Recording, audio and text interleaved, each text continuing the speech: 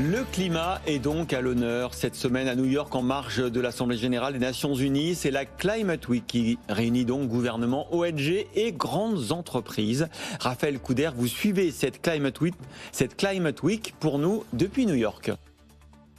Oui, comment transformer les engagements climatiques en actions tangibles? C'est tout l'enjeu de cette semaine de conférence qui se présente comme le plus important événement mondial dédié au climat. Pendant une semaine, New York va vivre au rythme de ces conférences. On le voit, il y a déjà des affiches un peu partout dans la ville et de nombreux événements culturels dédiés au climat vont aussi avoir lieu, comme des pièces de théâtre, des expositions et donc également des tables rondes, des conférences sur la finance durable, sur les questions énergétiques ou le transport par exemple. Plusieurs entreprises françaises sont présentes à New York ici pour cet événement cette semaine. C'est le cas par exemple de l'énergéticien Engie via sa filiale Engie Impact. Son patron a participé à la cérémonie d'ouverture qui proposait un débat sur l'urgence climatique dans un contexte géopolitique de plus en plus incertain. Question évidemment très actuelle pour Engie. Nexans est également sur place, l'entreprise française spécialisée dans les câbles sous-marins notamment pour éoliennes. Et bien du côté de Nexans, on nous expliquait que l'intérêt de la Climate Week, c'est aussi cet espace d'échange